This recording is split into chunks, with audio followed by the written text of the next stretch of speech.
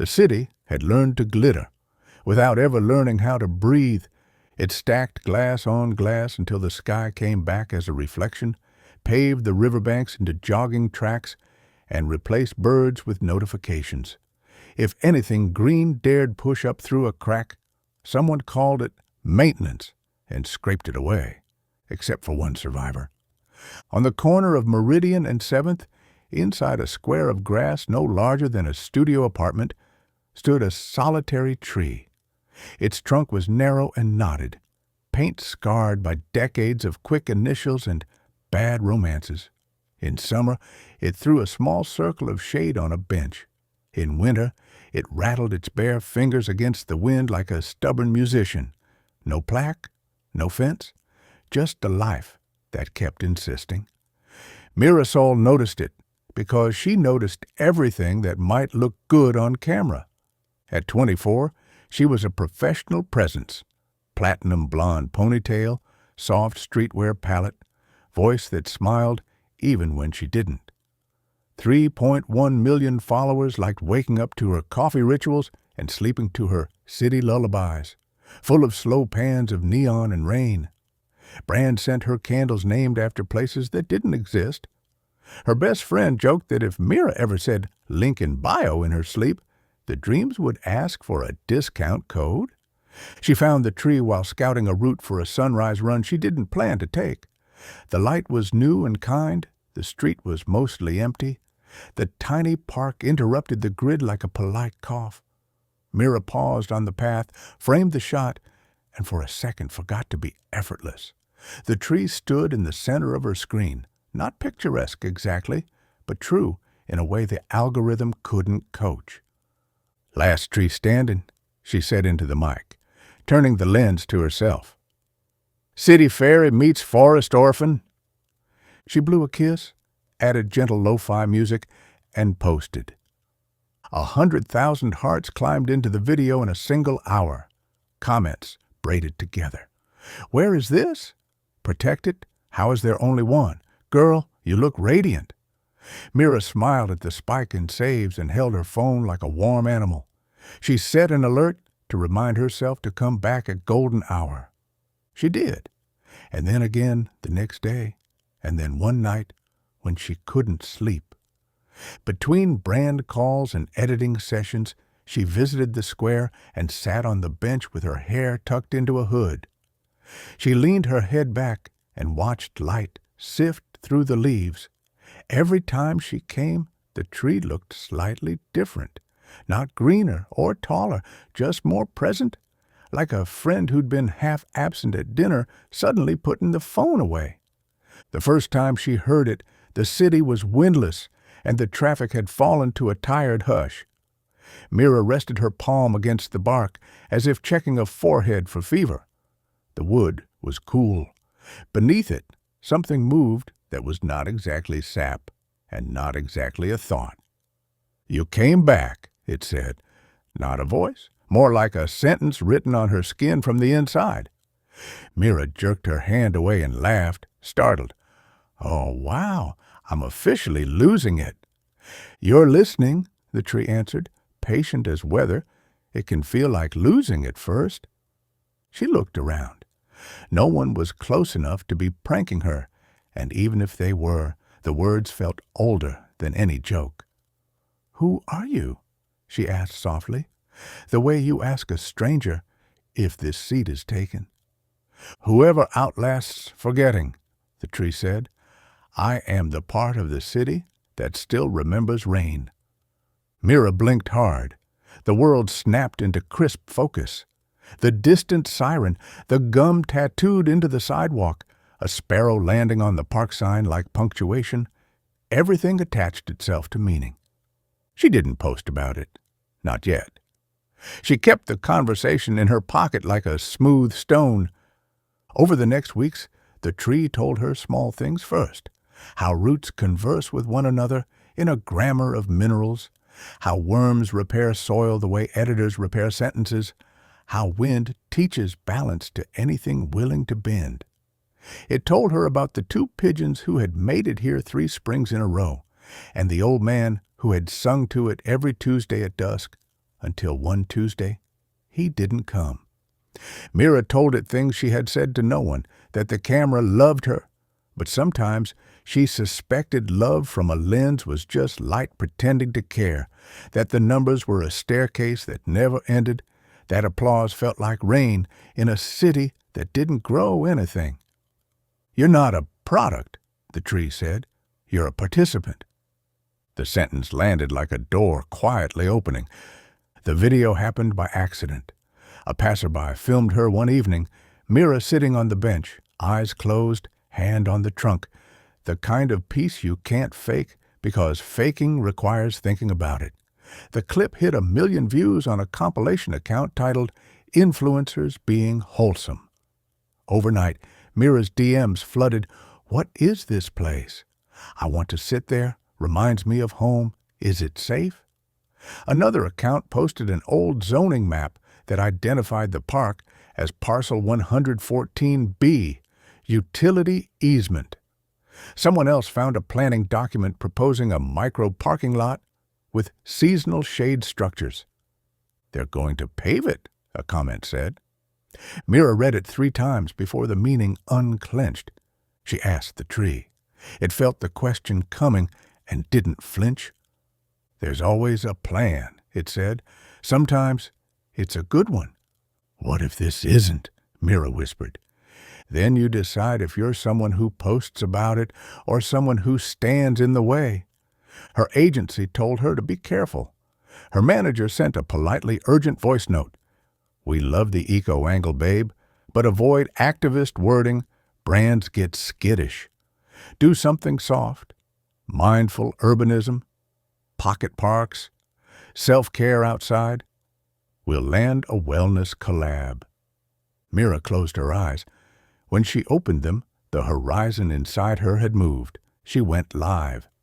The title was plain. The last tree in the city. No sponsor tag. No discount code. She walked the camera through the tiny park, slid her palm down the bark, and spoke without the smile she usually wore like jewelry. "This is Meridian and 7th, she said, breath visible in the cool morning. "They're calling it Parcel 114B. They want to put 12 parking spots here. I love cars. I also love breathing. This tree feeds the street cool air in summer. It catches storm water before it floods your basement. It hosts birds and bugs that computers haven't invented replacement parts for. It has outlived more mayors than I have houseplants. And it's alone." She swallowed. "I'm not neutral today. I don't want 12 parking spaces. I want 12 more trees." The stream exploded. Comments pulsed up like schooling fish. "How do we help? Petition link? This is my bus stop. Please save it. You go, girl." Trolling came too, efficient as rain. "Get a job, tree hugger Barbie. Lol, it's just wood." Mira kept her eyes on the lens and on the tree. "We're meeting here Saturday. Noon," she said. "Bring water. Bring your grandparents. Bring chalk. We'll draw the shade line this tree makes at noon. We'll chalk the flood line from last summer's storm. We'll stand here and make staying visible." The planning office underestimated them. Expecting 30 sentimentals with signs, they got 1,000 citizens and 3 musicians with battery speakers. An architect brought diagrams of heat islands. A nurse talked about asthma. A 4th grade class arrived with a hand-painted banner. "Trees are how the air remembers us." Local news trucks nosed against the curb like surprised dogs. Mira stood with a megaphone that squealed whenever her heartbeat shook her grip. "I make pictures for a living," she said. "Standing here is a picture. So is cutting this down. Choose the one you want in the album." The deputy commissioner of something important tried to frame the parking lot as a flexible community resource. A grandmother in a lawn chair asked if flexible meant rips up easy when water comes. The crowd laughed without meanness. People signed a petition, then another one. A lawyer from the neighborhood printed out an emergency request for landmark review in a font so austere it felt like virtue. A kid chalked a hopscotch around the trunk and labeled the final square home. That night, Mira returned alone. Civic adrenaline had drained into quiet. The tree sent up a slow, steady feeling like a thank you from the ground. "You gathered them," it said. "I posted a link," she argued. "You made it possible to be better in public," it corrected. "That counts." "You're very kind." "I'm very old," it said, amused. Kindness is the part of age that isn't tired. News spun. A developer offered a compromise involving relocation, as if a tree could be picked up like a suitcase full of photos and placed somewhere more photogenic. Botanists wrote patient paragraphs about root webs and fungal partners and the heartbreak of transplant shock. Someone found the tree on a 1932 photograph, a sapling beside a streetcar whose passengers wore hats like certainty. The image went viral with a caption Mira didn't write but wished she had. It remembered us when we forgot it. The city scheduled a hearing. Mira wore a plain white T-shirt and no earrings and said, "Please," more times than made sense. The council chamber smelled like old books and victory's cousin, bureaucracy. She showed the chalk shade map, the flood line, the petition with 83,000 signatures and 10,000 comments. She played a montage of short videos people had sent. Parents pushing strollers past the bench, a commuter's time-lapse of seasons feathering the branches, a delivery cyclist catching 30 seconds of cool under the leaves on a day the heat index shouted. "What is the plan that includes keeping this?" she asked. "Because there has to be one." We're a smart city. Smart means oxygen, too. A councilwoman with a gravel voice and a smile that looked like it had learned to be rare leaned into her mic. "Staff will draft alternatives," she said. "In the meantime, a moratorium on removal."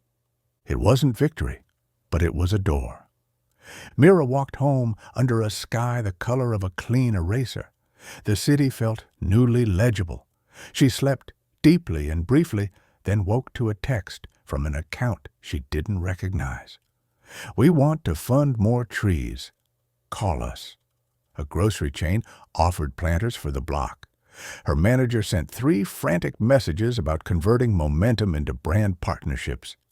Mira replied with a single line. Trees aren't an aesthetic. They're infrastructure. She started small but wide. Seed grants for neighborhood pocket forests, a cool corridor along 2 schools with no shade, partnerships with building supers to plant hardy street trees in pits that had become cigarette museums. She used her platform not as a megaphone, but as a scaffold for other voices. An arborist who made soil sound like a symphony, a teenager who built birdhouses from scrap, a poet whose 12-line ode to urban leaves made strangers cry at bus stops. She hired a project manager who could translate good intentions into permits and mulching parties. The tree stayed. It kept making a circle of shade that held people the way a sentence holds meaning. It kept catching rain and lowering noise and feeding birds inventions for morning songs. Every once in a while, when a child pressed a cheek against its bark, it spoke, quietly, with leaves and patience. Mira didn't record those moments. Not everything that healed needed a reel. On the first anniversary of the hearing, they held a citywide planting day. Thousands of hands wrote holes into dirt and tucked roots in like tucking in a child. The mayor showed up for 8 minutes and learned to say "my coryza" in a way that sounded almost human. Mira's mother, who had spent 2 decades on the 12-hour shifts of an ER, leaned on a shovel and said, "Today, I prescribed shade." That evening, as dusk braided the first planted saplings into the skyline, Mira slipped back to Meridian and 7th and sat on the bench where the story began. She rested her head against the familiar bark. Her ponytail smelled like sweat and river wind. "You did it," the tree said. "We started it," she answered. "That's the hardest part." Mira traced the old scars on the trunk, the carved initials, the nick where a truck had once clipped the curb, and almost clipped to life, the thin seam where lightning had written its hot signature and left. She thought of the staircase of metrics she no longer climbed. She thought of followers who had turned into neighbors, and neighbors who had turned into stewards, and stewards who had turned into a city with an organ where its conscience should be. "I thought I was saving you," she said. "You were," the tree allowed. "And you were saving the part of yourself that knows what a breath is for." Cars passed. Someone laughed 2 blocks away in a language Mira didn't speak, but understood anyway. A breeze moved through, and the leaves applauded softly. From where she sat, Mira could see 3 new saplings on Meridian, their support stakes like training wheels, their mulch circles bright as halos. In a year, they'd double. In 10, they would make a tunnel of shade you could walk through without burning. Her phone vibrated. She didn't check it. "Will you always talk to me?" Mira asked, suddenly young. "Always," the tree said, "as long as you remember how to listen. Years from now, maps will show a green loop through the city where there was none before. People will call it the Sol line because naming is how a place says thank you. On hot days, the temperature under that loop will read 6 degrees cooler than the glass canyons around it, and children will argue about who found which ladybug first, and old men will play chess under leaves that have opinions about sunlight. Some of those leaves will belong to small trees whose great-great-grandparent stands at Meridian and 7th. If you visit, you might catch the influencer who started it all sitting quietly with a cup of coffee that nobody paid her to drink. She'll look older, which is to say more specific. She won't be filming. She'll be busy making sure a second graders composting club gets their grant and a corner grocery remembers to water the sidewalk elm on Thursdays. And if you press your palm against the bark the way Mira did that first night, the tree will write something on your skin from the inside. It won't be words, not exactly. It will feel like patience and permission braided together. It will sound like this: breathe. You belong here. Help me help you remember.